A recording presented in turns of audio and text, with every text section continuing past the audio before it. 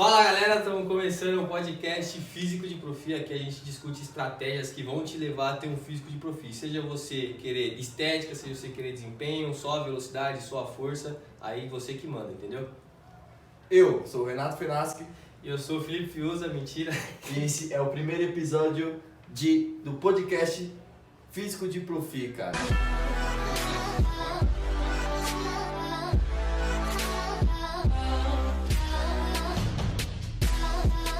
Só uma dica, eu ouço muito podcast, eu assisto vídeos assim, e eu tenho uma estratégia que é acelerar o vídeo, então eu coloco velocidade 1,5, 2.0 e isso me faz otimizar o tempo, eu não perco a qualidade do trabalho que está feito, porque eu consigo entender tudo. Então pega essa dica aí, pode acelerar esse podcast, esse vídeo e tamo junto. É um episódio histórico e aqui vocês vão conhecer qual a bruxaria que esse cara faz, o porquê ele faz isso, qual o segredo dele fazer isso, cara. Renatinho, meu parceiro de muito tempo, cara. Quem é você, mano? Eu? Todos estão querendo saber quem é você, cara. Profissionalmente eu sou um preparador físico, mas antes de tudo, filho de Deus e um cara muito da família e é por ela que eu luto bastante. Por ela que estamos aqui hoje, cara. Com certeza. E, cara, tipo, muitas pessoas assim ficam se perguntando, mano, como ele tem tanta sabedoria, de onde vem tanto cérebro pra pensar nisso, cara, onde muitas pessoas nunca imaginaram fazer o que ele faz aqui em São Paulo, aqui na nossa várzea. Cara, como isso é possível? A Várzea ela meio que veio de brinde, né? A minha vida toda eu estudei pra treinar e trabalhar no alto rendimento. Sim. Então começou desde cedo lá, de infância, queria ser jogador e tal, e treinava e cheguei a jogar um pouco em clube, mas aí eu fui me despedindo do futebol, que não dei certo, igual 99% de todo mundo que tenta jogar futebol. Não dei certo, não consegui fazer carreira e aos poucos eu ia parando de treinar e começando a trabalhar, porque o meu primeiro ano de faculdade, ele foi também o último ano de futebol. Sim, você tá jogando ali. E sempre pensando no alto rendimento, treinando e estudando sempre no alto rendimento. Quando você estudava, cara, você ainda queria ser jogador profissional, alguma coisa assim do tipo? Sim, quando a gente chega no terceiro ano do ensino médio, tem que fazer o Enem, né? Sim, foda. E aí eu tava jogando lá em alguns clubes do Paraná. Esse ano eu tinha jogado por 2 clubes e tava todo mundo fazendo o Enem. Graças a Deus eu caí numa escola que quase todo mundo tava estudando muito sério para passar em vestibular, então assim, eu fui influenciado pelo meio. E a escola era boa, os professores eram bons mesmo que pública, a escola era muito boa e isso me deu uma margem legal. Também nunca fui um péssimo aluno na escola, eu não gostava de estudar, mas eu respeitava quando o professor estava explicando e fazia a minha média para não reprovar. Era então, só 10 em educação física. A educação física era 10, mas o resto eu fazia por fazer, não dava vida não tinha muita paixão por fazer. Eu acho que E isso me credenciou aí bem no Enem. Sim. E aí eu fui bem no Enem, consegui bolsa para estudar educação física. Mas já vamos entrar nesse assunto da facu, onde você estudou e como você conseguiu chegar lá, cara. Qual foi o passo a passo? Antes disso, eu queria saber aonde tu trabalhou, mano. Antes do futebol ou depois do futebol? Depois do futebol. Não, a trajetória toda. Antes e depois do futebol, cara. Acho que todo mundo quer saber, porque geralmente alguma pessoa já foi, não sei, já entregou carta, já carregou entulho. Eu queria saber o que você fez também. Eu fiz bastante coisa. Eu já entreguei panfleto, já fui ajudante de mecânico, já fui ajudante de pedreiro, já fui uma porrada de coisa aqui. Nessa resenha do ajudante de mecânico, que é uma resenha fera que você me contou, mano, fala aí pro pessoal como que era o pagamento lá e o que você fazia pra, tipo, ter aquele dinheirinho que você tanto se esforçou pra ter. Eu, se eu não me engano, eu tinha 13 anos e aí você quer ter um dinheirinho pra gastar e tal. Sim. Cada vez que você vai envelhecendo, você quer pedir menos dinheiro pro pai, embora meu pai, graças a Deus, sempre foi muito bom pra mim. Mas aí eu saí procurando emprego na rua, consegui lá, saí me oferecendo, consegui eu queria 200 conto. E aí a gente negou, cara, não sei o que, e aí o cara foi e me ofereceu os 200 conto. E aí eu falei pra ele que tinha um bilhete único de estudante, que eu pagava meia passagem. se ele conseguia me dar o dinheiro, pelo menos da meia passagem, porque eu não precisava. E aí ele combinou, eu sei que, tipo, dava uns R$60, um pouquinho a mais, que não sei, por aí, era menos que 100. E aí eu ganhava uns R$200 mais esse extra pra andar de ônibus. E o lugar era uns 3 quilômetros ou mais daqui de casa. E aí eu ia a pé e voltava a pé pra brincar com o dinheiro. Só pra sobrar R$60, cara. Pra ficar com o dinheiro, E foi legal. Mas aí o cara, eu trabalhava de manhã e à tarde eu ia treinar. E aí o cara começou a pedir pra que eu ficasse à tarde, porque ia resolver os pepinos. Aí eu falei, não dá porque eu tenho treino, não dá porque eu tenho treino. Aí ele foi e falou assim, o trabalho é jogar bola. Eu falei, não, eu tô aqui no meu expediente, a gente combinou de manhã, eu tô aqui de manhã, depois eu vou treinar. Ele falou, não é assim não. Eu falei, então tá bom então. Aí ele foi e me mandou embora. um mêsinho ou 2, eu acho, me mandou embora.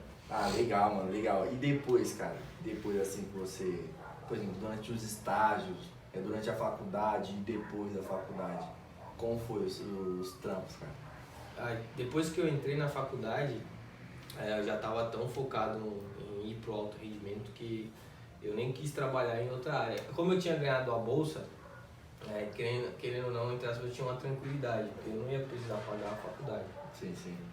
E aí eu falei, vou trabalhar só na área. Então, rapidinho eu consegui um estágio remunerado na escolinha do Atlético Paranaense. Sim, eu lembro dessa época. Eu comecei trabalhando num projeto social de graça, ajudando o professor lá, que também me ajudou muito quando eu tentava treinar, precisava de espaço para treinar, ele me ajudou muito.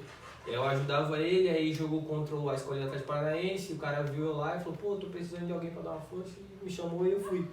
E aí comecei já a ganhar um dinheirinho. Sim, era pouco mais que você estudava. Era pouco, mais ganhava.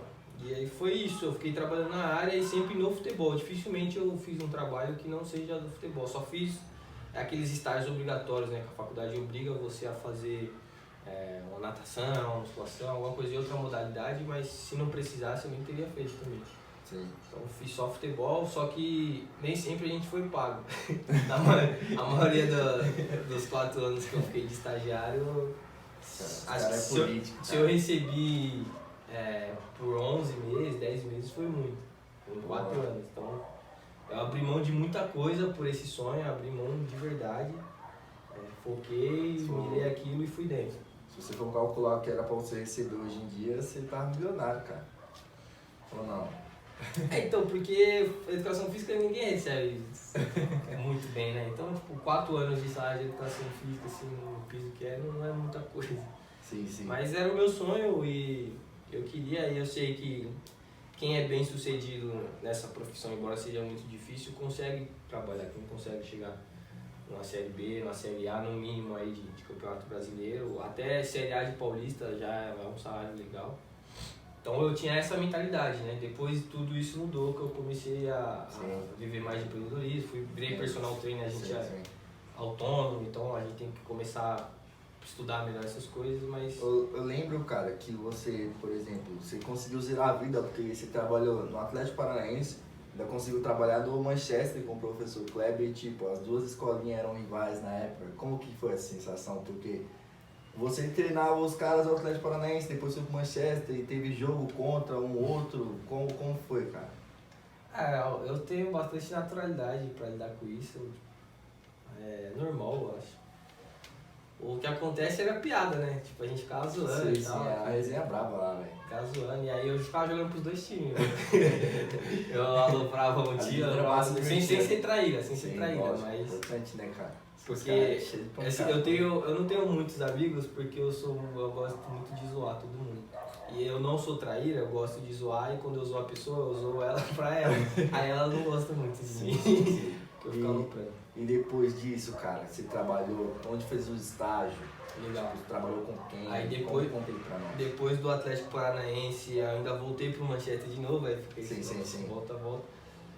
E depois do Manchester eu consegui minha primeira oportunidade em clube, que foi trabalhar no Sub-15 do Taboão da Serra. Aí jogando no Campeonato Paulista, tudo aquilo que eu queria, então dava vida de verdade, ia mesmo, programava treino, fazia de tudo. Foi difícil, cara, pra chegar lá? Cara, foi difícil porque o mundo do futebol ele é meio fechado. Depois que você entra, assim, é mais comum, você tá sempre recebendo convite, você tá sempre envolvido em alguns projetos, mas antes de entrar, principalmente eu que não tinha jogado em clubes aqui em São Paulo, assim, só treinei, fiz teste, só joguei em clube mais no Paraná, eu não tinha tanto acesso assim, aí você depende de uma pessoa te puxar. E graças a Deus eu tive essa pessoa, que é um parceiro meu até hoje, a gente trabalha junto até hoje, que é o Andinho. E ele tinha contatos e me falou de mim pro Wellington, o Wellington falou, pô, traz isso aqui. O Wellington, grande Eu Wellington. fui de novo pra não ganhar nada, trabalhando de graça, e fui dentro. Fiz o melhor possível, o professor Wellington muito humilde, aceitava minhas sugestões, que eu vinha estudando, que eu vinha querendo colocar em prática. E a gente colocou e, assim, chegando lá, a cultura de treinamento de futebol é muito antiga, não só no Taboão, no Brasil todo. São poucos lugares que... convencional de, vai dar 10 voltas no campo, pula esses cones e vamos curtir. No projeto social tinha um pouquinho mais. No clube não tinha tanta volta no campo, mas era aqueles físicos sem bola, sabe? O físico que era só uma bolinha só pra enganar, mas que a maior parte era ficar pulando, correndo, não sei o quê. E aí aos poucos a gente foi mudando isso, foi colocando intensidade com trabalhos com bola. A gente foi se ajeitando, foi tentando corrigir erros táticos também dentro do físico. Então assim, a gente economizava tempo. Então, em vez de ficar 1 hora fazendo físico, e aí os moleques vai cansado pro tático, a mente já tá fadigada, por que não fazer em vez de 1 hora de físico e 1 hora de tático, por que não fazer um treino de 1h30 envolvendo os dois juntos? Sim. E tudo integrado, tudo isso você até colocou lá no projeto social do próprio Manchester, cara. Eu lembro que eu treinava lá e eu ia pros treinos, porque era fera treinar lá. Era tipo de outra qualidade, de outro mundo também. Então, eu sempre tive essa coisa. Depois eu comecei a faculdade, e aí também, além da faculdade, eu fazia cursos e assistia vídeo, fazia um quadro de coisa. E aí tinha uma rapaziada de vanguarda, assim, de preparadores físicos, auxiliares, treinadores, que eram da geração, por exemplo, do começo do Audax, que era Pão de Açúcar. Aí tinha Grêmio Novo Horizontino e Paulínia. Esses 3 times, eles, entre aspas, importaram metodologias de fora. Então vinha a metodologia da Europa, eles estudaram com treinadores da Holanda, de Portugal, da Espanha, tudo. Então eles começaram a fazer um trabalho diferente aqui no Brasil. E eles davam cursos disso, davam palestra, e eu assistia todas e ficava louco, porque aquilo foi um tapa na cara. Quando eu treinava nos projetos sociais, escolinha, clube, e escolinha é projeto social mesmo, né? Que escolinha paga também eu nunca fiz. Sim. A gente fazia um treino totalmente errado, dentro do que a gente estuda hoje na ciência do futebol, na ciência do esporte. Então, depois que eu aprendi aquilo, eu falei, vou ter que fazer isso, é assim que se faz futebol, é assim que é da hora e tal. E eu, com aquela mentalidade de jogador ainda, era muito melhor fazer aqueles treinos. O atleta prefere muito mais fazer esses treinos que envolvem físico, tático, técnico, tudo junto, que a gente treina em forma de jogo, do que fazer uma coisa parada, só o técnicozinho, o analítico assim, domina aqui e tal, ou só ficar correndo, ou só ficar fazendo zigue-zague. E aí eu fiquei louco por causa disso, porque do clube eu nunca vi. Quando eu treinava em clube, tinha que ficar correndo em volta da lagoa, 13 quilômetros, tinha que ficar correndo em volta de campo, era dia só de físico. Então, assim, os caras falavam assim, nem põe a chuteira, hoje é só tênis. E jogador de futebol precisa jogar. E eu falei, não, os moleques vão jogar. E aí eu comecei a colocar essa metodologia no projeto social, nos clubes. Eu lembro que eu treinava na época, você chegou a dar treino pra mim, eu treinava na época com o Juliano também, lá no Ibirapuera. E tinha vez que eu faltava, cara, só pra ir no Moisés, porque eles estavam dando treino lá à tarde, 2 horas da tarde eu faltava, o professor perguntava, o que você tá fazendo aqui? Não, vou treinar com o Renato aqui hoje, que tinha qualidade pertinho de casa também. E era fera, mano, gostava pra caramba. Uns treinos bons, assim. Eu também gosto de fazer meus treinos. Eu queria ter sido treinado por mim, eram uns treinos bons. E muitas das vezes eu até participava dos treinos, algumas vezes. Às vezes que eu queria mostrar uma coisa e não conseguia ainda e tal, mas é isso. Aí, lá no Sub-15 a gente fez um bom trabalho, o Elton gostou muito de mim, eu também gostei muito dele, a gente tem um laço, até hoje a gente conversa. E depois disso o Elton também tinha contato com o pessoal do Sub-20, profissional, com o presidente, e lá me chamaram para participar da comissão da Copinha. E, Copinha e tal, é o melhor campeonato Sub-20 do país. E eu falei, caramba, vamos fazer. E o Taboão já tinha uma fama na Copinha, eu já tinha ido assistir jogos na Copinha do Taboão. Então o estádio é lotado, a cidade para pra ver, Você aquele chegou calor, torcida depois da fera. época do Gustavo, né? Que Isso. chegou a estourar naquela E copinha. o Taboão já tinha essa faminha porque já tinha ido longe e tal. O Taboão tem uma tradição muito forte. Ele só Sim, sai pra sim. time grande, dificilmente sai pra um time pequeno na copinha. Dificilmente sai na primeira fase. Muito dificilmente, ele sempre avança ali para as próximas fases. Já tinha revelado o Gustavo e tal, Sim, foi o artilheiro da copinha, foi fera. E aí eu fui para trabalho de copinha também, dando a vida, também de graça. E aprendendo muito. Graças a Deus eu conheci mais profissionais lá que me ensinaram muito. Então, Quem eram eles, cara? ó, preparação física, o professor Felipe e o professor Valadão, cara, 2 mestres. Valadão, aprendi muito sim, com sim. eles. E Bem demais. preparador de goleiro Rangel, assim, eu aprendo muito com todo mundo. Preparador de goleiro Rangel, eu aprendo demais, aprendi demais com ele, a gente conversou muito. E tinha 2 professores lá, ex-atletas, que também foi diferencial pra mim. Foram os 2 primeiros ex-atletas que eu trabalhei. E assim, ex-atletas que jogaram na elite. Jogaram Série A, o professor Edmilson jogou Série A, Grêmio, Inter. E o professor Axel chegou até a jogar na seleção. Jogou no Corinthians? Então, o Axel, se eu não me engano, jogou em Palmeiras e São Paulo, eu acho. Até no Santos ele deve ter jogado. Caramba, cara. Bem demais. Porque eu tenho certeza que ele jogou no São Paulo. E no Santos eu tenho um pouquinho. Mas ele chegou até na seleção. Então, caras de alto nível e conheci eles, trabalhando junto com eles, aprendi muito. E o professor Axel era o treinador e ele era também o treinador do profissional. Então, ele fechou o trabalho tava fazendo o trabalho da copinha e foi colocado para trabalhar como profissional. Sim. E aí a comissão ficou a mesma. Então eu também eu tava na copinha, a comissão era a mesma pro profissional. Então a gente meio que se dividiu. E ali do sub-15, em menos de um ano, eu cheguei ao profissional do Taboão e trabalhando com caras que Taboão sempre contrata uns caras mais velhos conhecidos. Quem tava lá nessa época? Tinha o Túlio Maravilha, tinha o cara do gol. Só que o Túlio não treinou muito não. Treinou um pouquinho só, mas o filho dele ainda não era famoso, é o Tulinho, hoje ele é famoso pra caramba. E o Gabiru, que fez o gol no Mundial do Barcelona lá, do Barcelona do Ronaldinho, Sim, jogou no Inter. Adriano, grande Adriano Gabiru, cara. E tinha mais alguns, o zagueiro André Luiz também, que é famoso, então eu trabalhei com eles pra André ir Luiz, o zagueiro, aquele zagueiro que expulsou o juiz. O cara é meio de fazer isso, cara. Lá no Taboão ele era assim também, meio doidinho assim, meio agitado, cara. Gente boa pra caramba, tranquilão. Tipo, sem palavras, assim. Cumprimentava todo mundo. E Campeão brasileiro. Você percebe quando o cara é humildão, assim, quando Sim. o cara não mete a perna e tal. Sem palavras aí. Ele jogou em alto nível também, pegou seleção, se não me engano. Sim. Campeão com o Santos. Campeão. Ali eu sempre fui apaixonado por futebol. Eu acho que não tem ninguém que ama mais futebol do que eu. Eu aceito que empata. Eu sei que também tem pessoas que gostam muito. Mas amar mais futebol do que eu não, porque eu construí minha vida toda atrás do futebol.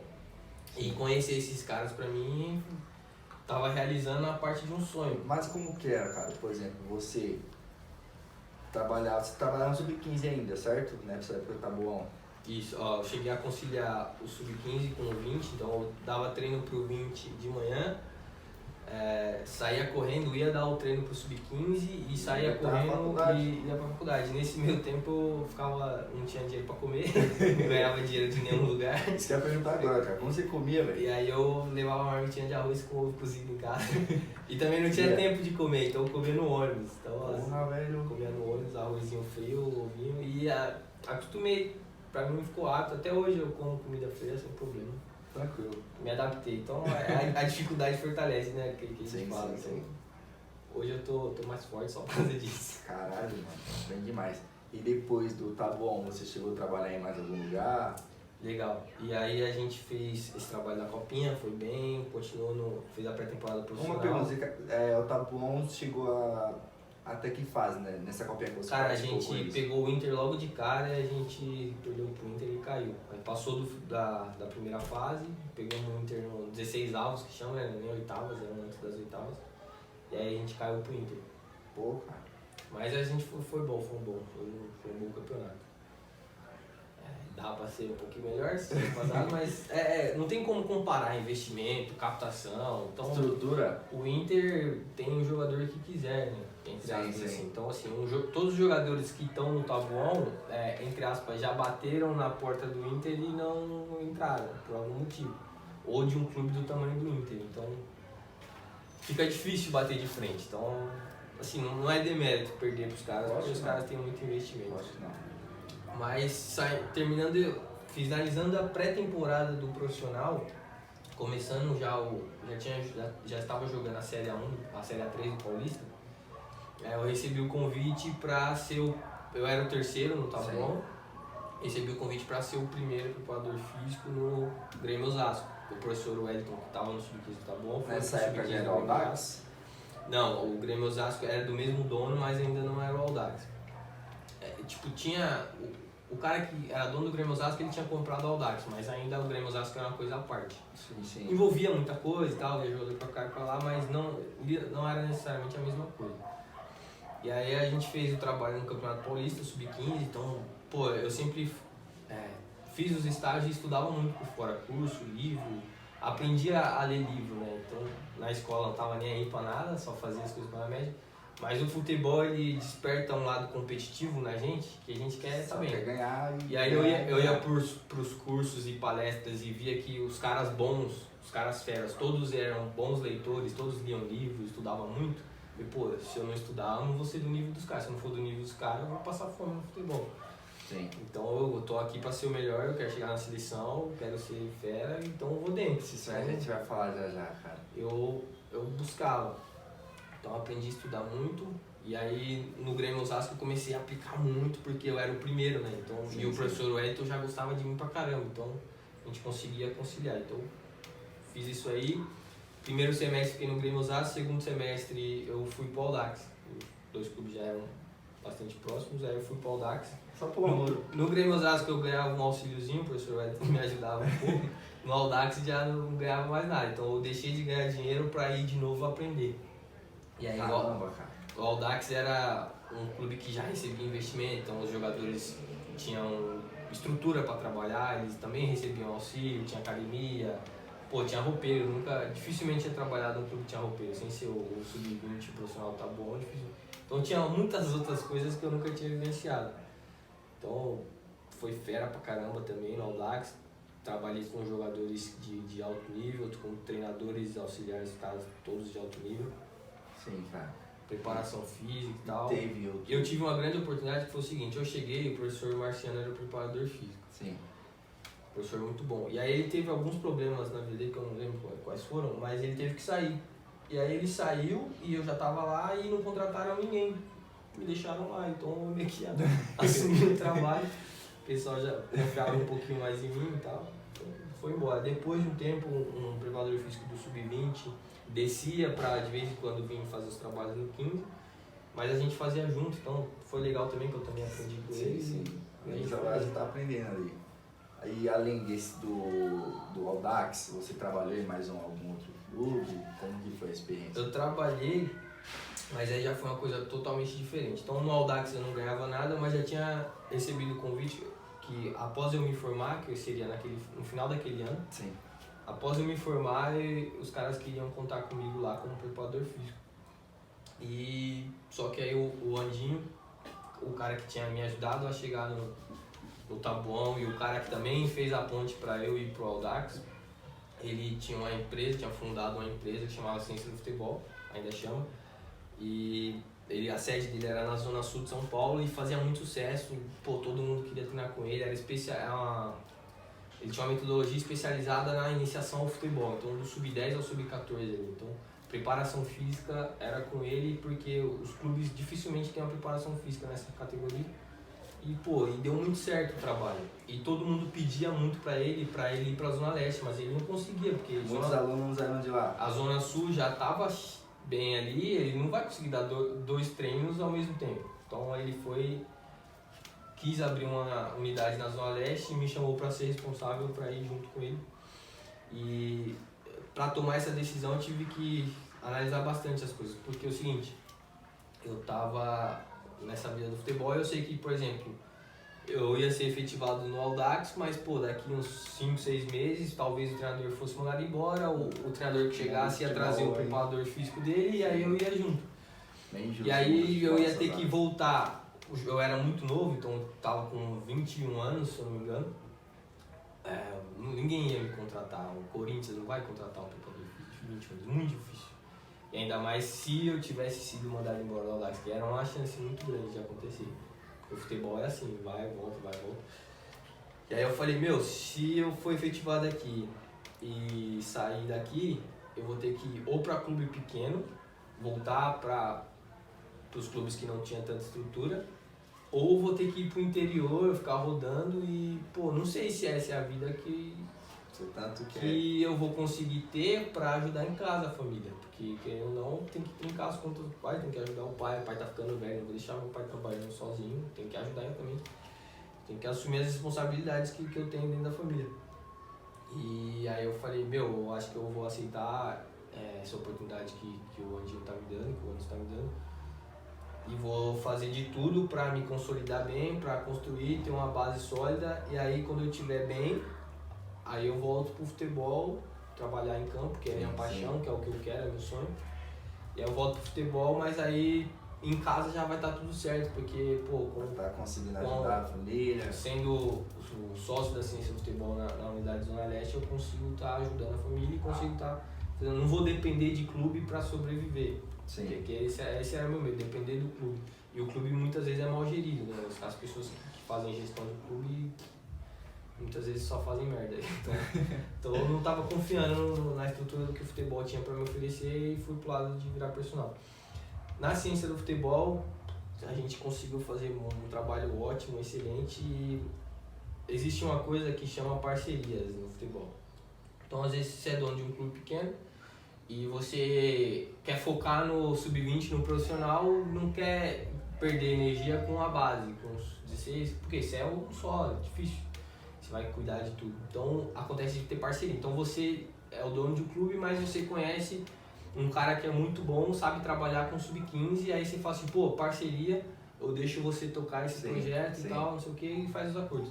E o Nacional da Barra Funda, ele fez uma parceria dessa com o Coroa. Coroa é um clube que não é federado, assim, não disputa as competições federadas, mas disputa as competições da Associação Paulista. E é um clube centenário e tal, inclusive o Jeromel treinava lá, então alguns jogadores, Martinelli passou por lá, então eles sempre foram do futebol. E aí eles fizeram essa parceria com o Nacional para estar pegando o Coroa e colocando para jogar o Paulista. E aí o Coroa fez o convite para a Ciência do Futebol fazer todo o trabalho da metodologia. Então como que seria os treinamentos, tal, controle de carga, essas coisas todas. E aí o Anderson ele foi primeiro. A gente, na Ciência do Futebol, a gente dava cursos para capacitar professores. Então ali a gente também captou mais um para trabalhar com a gente, que foi o preparador de goleiro, Felipe. Então foram o Anderson e o Felipe, depois eu cheguei no Nacional e a gente fez um trabalho, nós três, a comissão junta. Isso é engraçado, né, cara? Todo mundo novo. Três caras novos fazendo um trabalho incrível. Eu sou 96, o Felipe também é 96 e o Andinho é 94. 22 anos e o Andinho com 24. Então, era muito novo. Comissão, com certeza, que talvez seria a mais nova do país. E a gente fez um trabalho muito bom, a gente bateu de frente com todo mundo, a gente jogou de igual para igual com todo mundo, o desempenho foi aqui. Chegaram a ser campeões também. A gente foi campeão no primeiro semestre e depois a gente teve mais 2 vice-campeonatos. E no Paulista a gente foi muito bem, só que o Paulista é uma competição longa e a margem de classificação é pequena. E tinha 2 times grandes na nossa chave, mais o Audax, que também era um time que tava jogando a todo ano e tal, a comissão.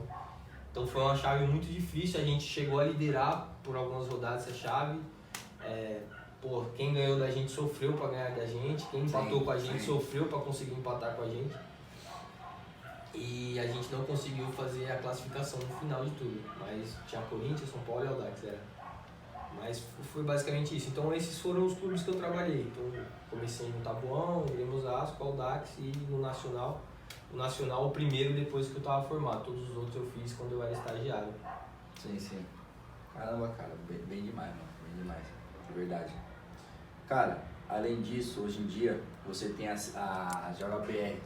E muitas pessoas que vêem seus vídeos lá se perguntam, cara, por que tu fica postando essas coisas? Onde você quer chegar aí com isso, cara?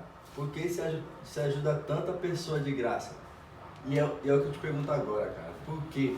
Por que você fica fazendo essa magia, essa bruxaria com as pessoas, dando de gracinha a troco de nada? Então, é o seguinte, é uma coisa mais profunda, eu preciso explicar bem. Deixa eu ver aqui a melhor maneira de explicar. Quando eu comecei a estudar,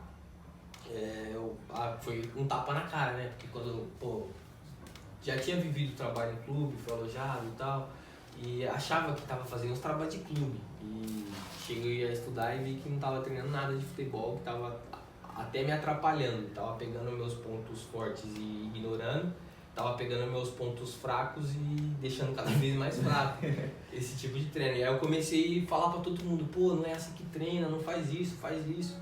E eu tenho essa vontade de espalhar para todo mundo. Tem muita gente treinando errado, tem muita gente se lesionando por falta de informação, tem muita gente que poderia render mais se estivesse fazendo ajustes do treino. Então eu desde sempre eu comecei a falar isso para todo mundo. E aí começou o seguinte, eu também sou apaixonado por futebol, então eu gosto de trabalhar, mas também gosto de jogar. E eu jogo na várzea. Sim. Várzea mesmo, várzea raiz, terrão, essas coisas assim. Rala o joelho, sintética, rala a cara. Jogo na várzea. Jogo no meu bairro aqui no Jardim Nacambu. Se vocês pesquisarem no Google Maps, é só os terrão bravos. Só os campeões da casa. E aí a gente jogava e tinha você como amigo que joga comigo e também o Thiago. E aí vocês também Vamos chamar de Cocão. Fixamente. E vocês queriam treinar, né? Vocês queriam ir pra academia e fazer treinos e eu era preparador físico e vocês, Renato, monta um treino pra mim. Né, cara? Porque eu falava tanto que os treinos que todo mundo fazia era errado que vocês, já não queriam fazer esses treinos também. Renato, eu quero fazer um treininho da hora, faz aí pra mim. Sim, fazendo leg press lá, chegando, mano, tô fazendo esse exercício aqui no leg, e, mano, sai dessa vida. Eu falei, por que, cara? Meu leg press, mano, é bem demais. Leg press é legal porque as pessoas põem muito peso e aquilo aumenta o ego. Aumenta o ego. Que você quer levantar aquela carga. Pegando 200 quilos no leg press. Mas não é tão legal, é melhor você pegar uma carga bem menor no afundo, no agachamento, em qualquer outro exercício do que leg press. Não tem muita especificidade com o futebol. Sim, cara. Esse foi um tapa na cara. Inclusive tem alguns artigos aí, se você procurar, tem vários, mas por exemplo, jogadores de vôlei, por exemplo, o cara treinou leg press muito e ganhou força no leg press, um RM, né? Então, se o cara começou com 200 quilos, depois ele passou para 230, 240, um RM, que é uma repetição máxima. E aí fizeram isso e testaram o salto dele, que é o jogador de vôlei precisa saltar. E aí viram que o salto não tinha melhorado.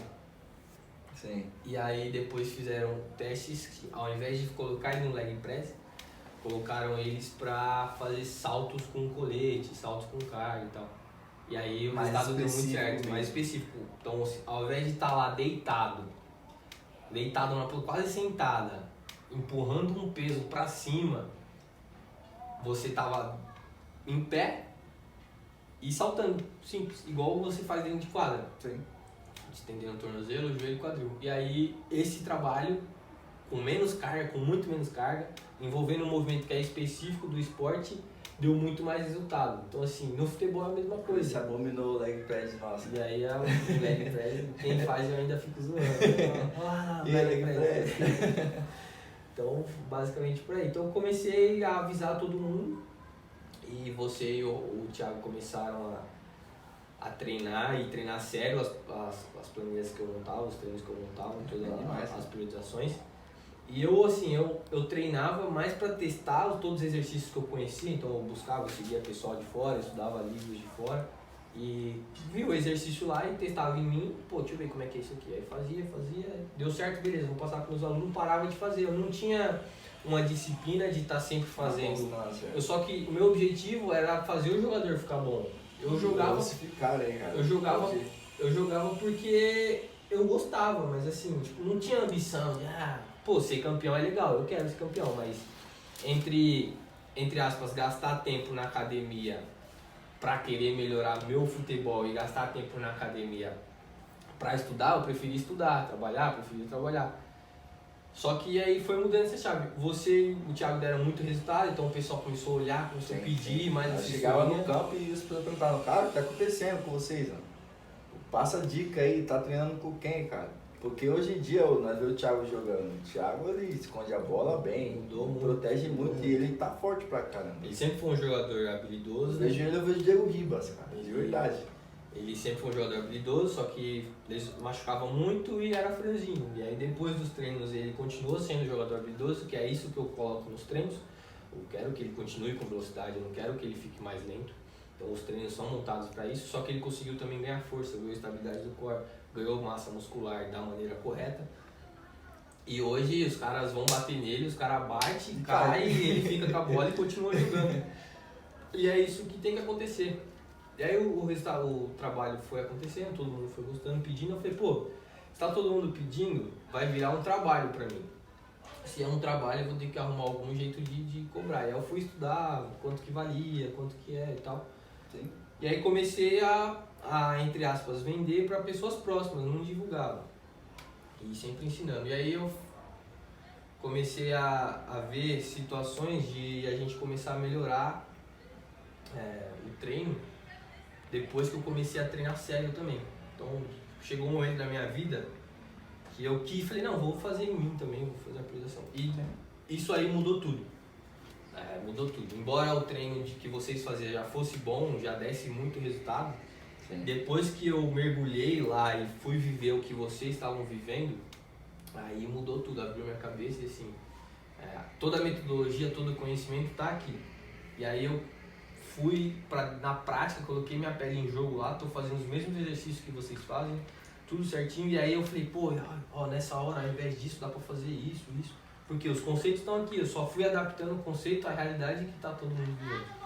E aí o resultado foi absurdo, cara, eu melhorei muito e me apaixonei por a questão de fazer assessoria, de dar tempo. Sim. Porque aí a gente começa a falar com o pessoal de longe, pô, tá dando certo, não sei o que, pô, tá melhor, pô, nunca mais me machuquei, não sei o que, tô me sentindo bem, Sim. tá dando resultado. E ouvir isso é bom, porque eu me coloco no lugar da pessoa e penso assim, pô, se eu não tivesse esse conhecimento, eu ia ficar muito magoado de treinar errado e ninguém me avisar, Sim, sabe? sim. E não saber.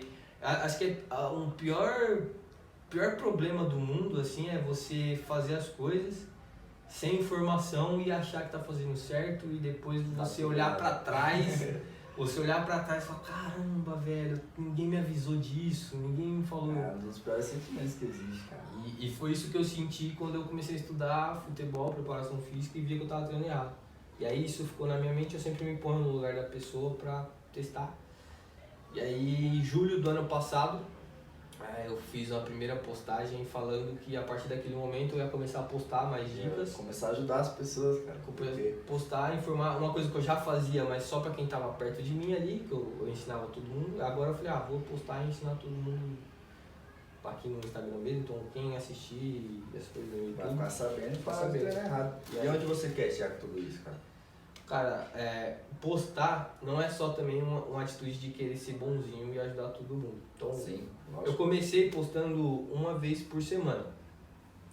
E aí, querendo ou não, quando a gente vira personal trainer autônomo, a gente tava tocando a unidade assim, a gente tem que estudar outras coisas, como pensar como, entre aspas, uma empresa. E aí eu postava uma vez por semana e, tava ajudando o pessoal, mas aí a gente vai estudando e fala, quando você quer fazer diferença de verdade nas pessoas que te seguem, você tem que estar mais presente. E você tem que ensinar muito mais, então você tem que ter mais frequência. Então eu falei, verdade, eu vou começar a postar muito mais. Pra ajudar as pessoas. E aí eu comecei a postar muito mais e começaram a chegar mais pessoas para fazer assessoria. A gente fazia mais trabalhos bons e Melhorar o futebol, e eu ficava mais feliz que a pessoa estava feliz por ter coisa. Então, é uma pessoa a menos que eu livrei do negócio de treinar errado. E aí eu falei, então vamos continuar. Então eu tô postando tudo isso, por quê? Primeiro objetivo, eu quero ajudar. Então, se você procurar o primeiro vídeo do meu canal, meu propósito está bem claro. Eu sou um cara apaixonado pela seleção brasileira. Eu quero chegar na seleção brasileira. Se eu não chegar trabalhando, que eu acho difícil, porque eu vou buscar isso com muita força, mas se eu não chegar trabalhando, eu quero que algum atleta, alguma pessoa Você já trabalhou. com que eu trabalhei e que eu influenciei positivamente chegue. Então eu vou me sentir representado, porque eu fiz a diferença na carreira daquele moleque e aquele moleque chegou na seleção. Então, eu vou me sentir realizado. E a seleção brasileira, para ela estar bem, a gente tem que pensar numa pirâmide, assim. Então, aqui é o topo da pirâmide, aqui é só os jogadores que chegam na seleção brasileira. Mas para essa pirâmide cada vez maior e cada vez ter mais jogadores tops, você precisa de uma base da pirâmide muito grande. E a base da pirâmide é quem? Sou eu, você que joga na várzea, é o teu priminho que joga na rua, é a pessoa que faz escolinha, é a rapaziada da várzea. Por quê? Aqui na várzea, as pessoas são influenciadas, o futebol vive, respira. E aqui as crianças se apaixonam, aqui as crianças escolhem brincar de bola na rua, porque a criança ela pode brincar de qualquer coisa hoje. Ela pode brincar das brincadeiras antigas, polícia ladrão, bolinha de gude, peão. Agora ela tem um videogame que, pô, ela nem precisa sair de casa e consegue ter acesso a milhares de jogos, então ela pode brincar de qualquer coisa. Se a gente não jogar futebol e mostrar pra ela como exemplo que, pô, o futebol é legal, olha o futebol, ela não vai querer jogar futebol. Então, tipo, só assistir na TV influencia, mas, pô, ter um pai jogando, ter um irmão, um primo jogando é muito mais influenciável. Então essas crianças vão querer jogar. E aí tem uma questão muito séria que eu li nesse livro que se chama Fora de Série, um livro lá de fora. E assim, ele estudou e apresentou a teoria das 10 mil horas. Todas as pessoas que são excelentes naquilo que elas fazem, elas trabalharam por 10 mil horas naquilo. Então, o Picasso, as principais obras dele, de arte, foram melhores depois que ele atingiu as 10 mil horas. Os Beatles, os principais shows dele, o ápice da carreira deles, foi depois das 10 mil horas. Tipo, Bill Gates, quando ele fundou a Microsoft, ele tinha 10 mil horas que estava trabalhando lá nos computadores.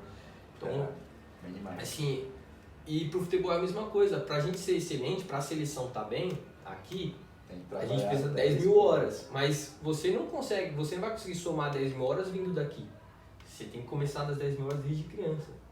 E você tem que se apaixonar por aquilo. Pra você fazer 10 mil horas uma coisa, você tem que estar com tesão naquilo. Você tem que sonhar com aquilo e pensar naquilo sempre, pra você praticar. E se vai pegar entrevista de profissional que chegou lá e teve sucesso, ele vai contar que na infância dele ele era bola. E bola, comia bola. E era isso. E a gente precisa disso. Então lá no primeiro vídeo do canal eu falei, cara, a gente precisa cuidar do nosso futebol para que as crianças pratiquem e assim essa pirâmide tem uma base mais larga e as crianças vão competindo entre elas. Muitas não vão virar, 99% não viram. Muitas não vão virar, mas essas aqui, elas competiram tanto.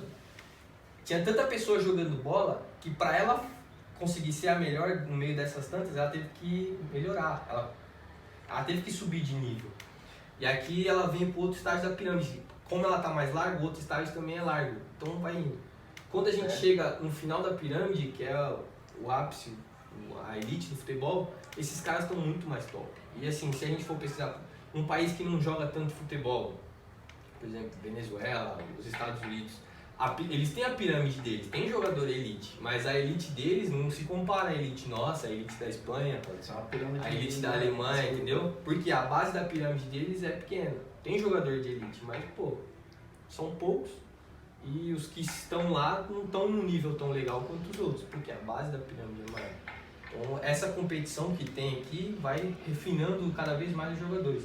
E tem uma coisa muito importante pro futebol, que foi um dos erros que eu acho que mais atrapalharam a minha vida. Tipo, eu sou um jogador ruim.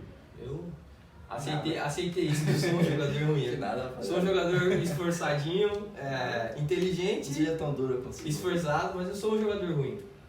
E tem uma explicação óbvia para isso. Eu tinha a infância toda, eu gostava muito, meu pai jogava bola, então meu pai ia jogar, levava eu com aquela bolinha de leite e eu brincava com os filhos dos outros caras que iam jogar. Então, aí, pô, tava dando tudo certo. Então, com 6, 7 anos eu participava de projetos sociais e escolinhas do bairro, lá em Osasco.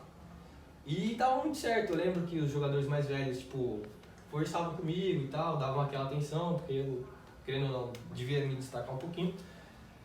E a gente fazia esse trabalho. Com 9 anos, eu saí de Osasco e vim pra onde eu tô morando agora, Jardim Nakamura.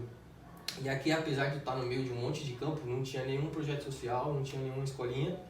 E minha mãe não conhecia muita gente, minha irmã é deficiente, então minha mãe não podia sair para me levar para uma escolinha ali, então ela tinha que cuidar da minha irmã. Então minha irmã tinha muita consulta, muito tratamento para fazer.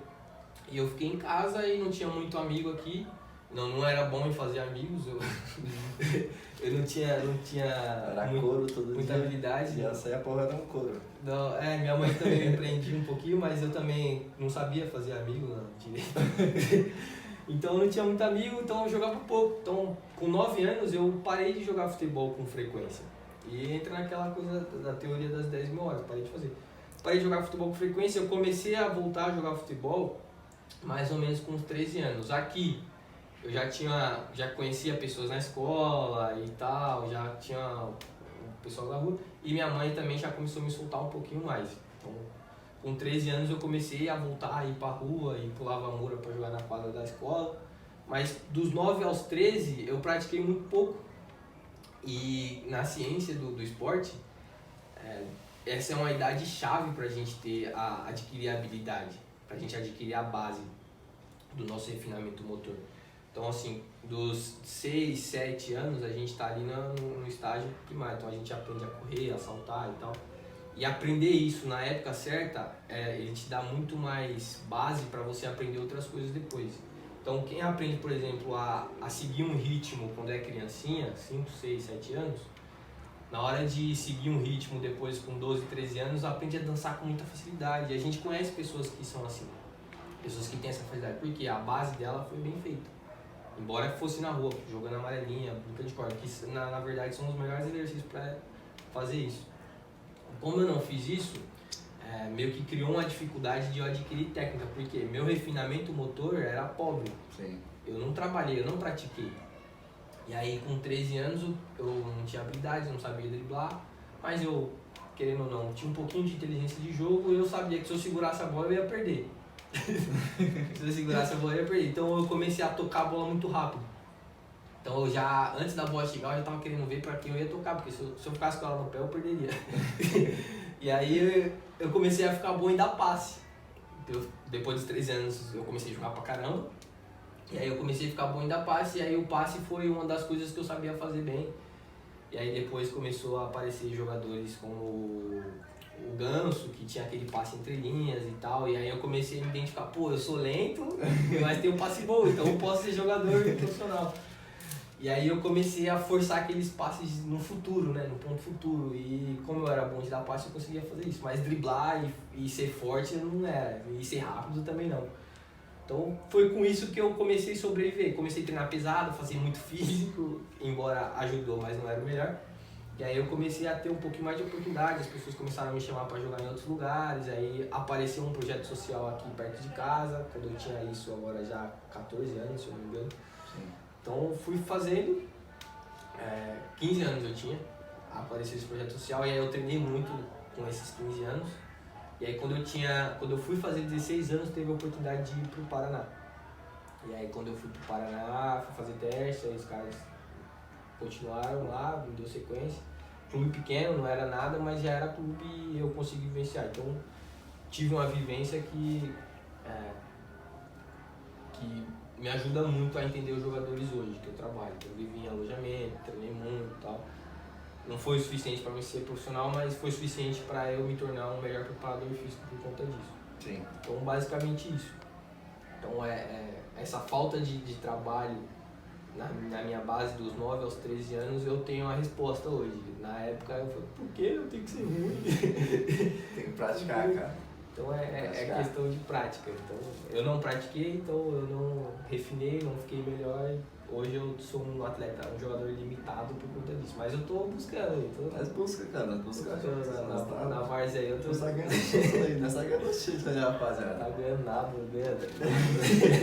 Tem 2 ou 3 títulos aí. Mas vai mudar. É às 10 mil horas. Às 10 mil Se a gente conseguir às 10 mil horas, ninguém segura, né? Ninguém segura. Ser pioneiro em Copa da Paz, pela nossa realidade de agora, vai ser isso. Mas tá ótimo, irmão. Tá ótimo. Pelo que eu sei de você e quem assistiu todo o vídeo, sabe que você é um cara de gente boa e que, com certeza, vamos buscar esse futuro aí que a gente tanto almeja. Vamos aí. A assessoria vai ficar boa, a gente vai ajudar a vida de muitas pessoas e eu vou chegar na seleção graças à assessoria, porque a assessoria ela vai me dar uma flexibilidade muito grande para trabalhar. Eu desisti, entre aspas, dei uma pausa na carreira no futebol porque eu precisava de estabilidade, precisava trabalhar e não queria depender do futebol, eu queria ser refém dos clubes. E se a assessoria for boa, for grande e eu conseguir fazer realmente diferença na vida das pessoas, conseguir fazer um trabalho que dá resultado, que é o que eu venho fazendo, a gente vai conseguir ter um trabalho que eu posso fazer de qualquer lugar do mundo a qualquer hora. Sim, sim. Então eu posso, Lembrando que posso você, montar um treino no Japão para uma pessoa que está no Brasil. você já teve contato com o pessoal do exterior já. Assim, eu tenho 2 atletas que estão nos Estados Unidos e fazem os meus treinos e eu monto daqui. Eu nem sei a hora que eles acordam lá, mas eu monto o treino daqui e eles fazem lá. Teve contato de Portugal. E essa Londres. flexibilidade, eu posso, com essa flexibilidade, com assessoria forte, eu posso voltar a fazer um trabalho de clube forte e sem ser refém disso. Então eu posso fazer o máximo que eu puder, porque minha família vai estar bem, porque a assessoria vai estar bem. Tem que trazer o leite para casa, pra casa. É importante. Lembrando, rapaziada, primeiro episódio do nosso podcast Físico de Profi.